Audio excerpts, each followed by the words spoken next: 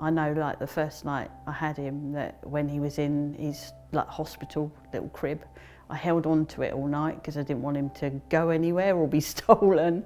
But yeah, we were close.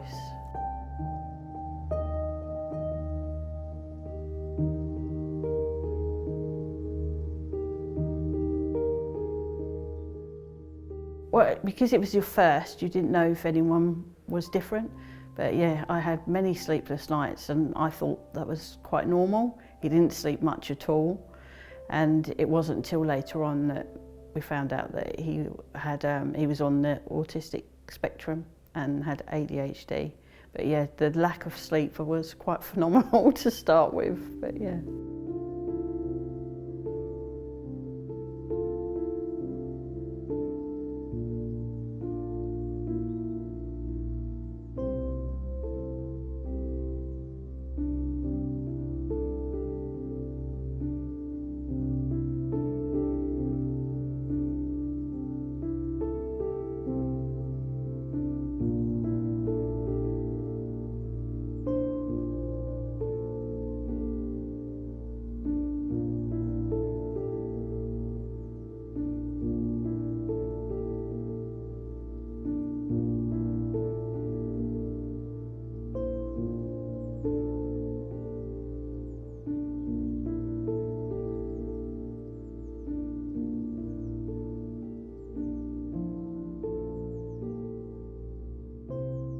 He was very intelligent, and he would read a lot. If he like moon and the stars, he loved those, so he read a lot. So knew all the answers to everything, and he would ask me really difficult questions when he was growing up. And you know, why is the moon there, and what does the moon do? And I'd be like, but he knew the answers in the end. He would find out. But yeah.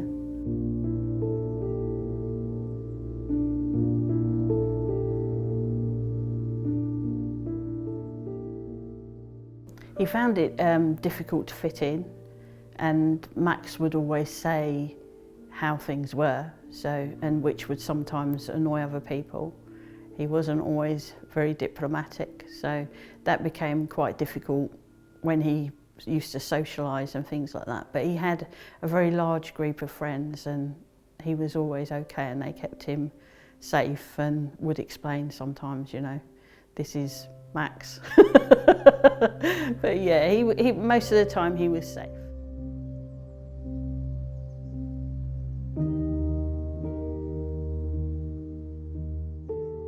I felt more that during his teenage years that he didn't fit in with school and things like that, and that was a struggle.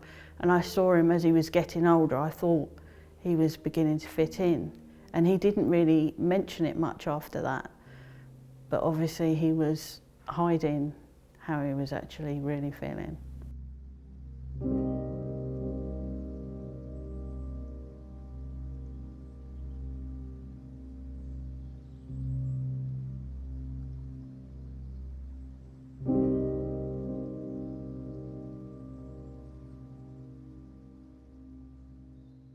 He was supposed to have gone to work, and he hadn't turned up at work, which was unusual for him. And I woke up that morning and I had a gut feeling there was something not quite right. And so I tried to ring him and there was no answer. So then we decided to ring his work, and they said, well, he hasn't turned up. So we were sort of ringing around trying to find him. And then we decided we'd go to Folkestone, and I got called back to my house, and the police were already there.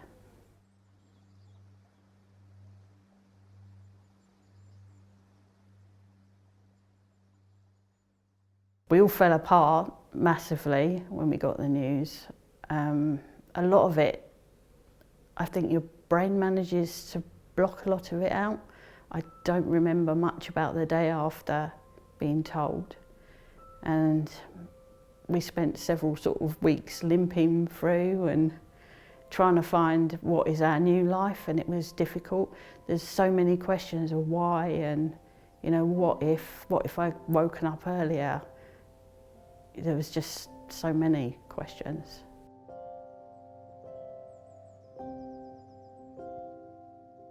His sister was very devastated. She felt the same, you know, that he could have gone to her. She would have done anything to help. Whatever was the problem, we would have sorted it out. It would have taken us maybe weeks or months to sort it out, whereas now it's taken, well, we're never going to get over it. And we, you know, Max made that choice to whatever pain he was in, to not be in pain, and we accept that. We don't hold that against Max, but it's left a lot of pain.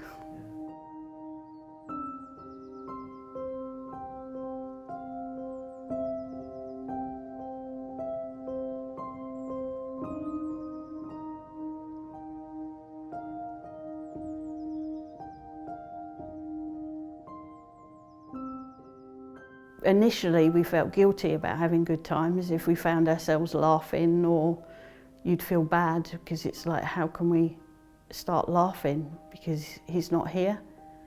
But you get used to it, and we accept that Max would want us to live and be happy. He wouldn't want us to be miserable all the time.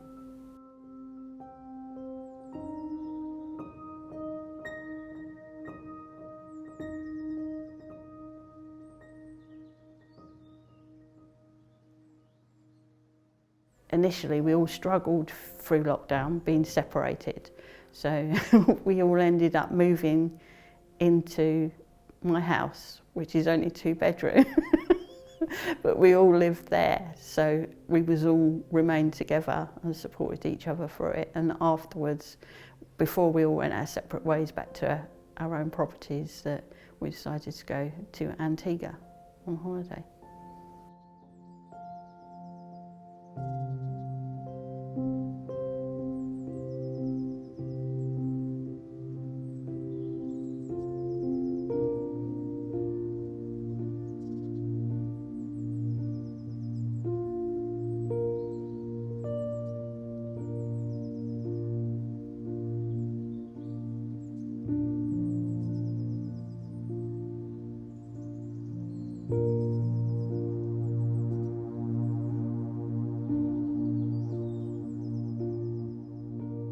Just really to make people aware that at that point and that moment in time that they want to take their own life, that the effects afterwards are phenomenal for the people left behind, and there's nothing that you can't sort out and repair that would take the amount of time that a family have to grieve, because we grieve forever, whereas Max's problems could have been solved.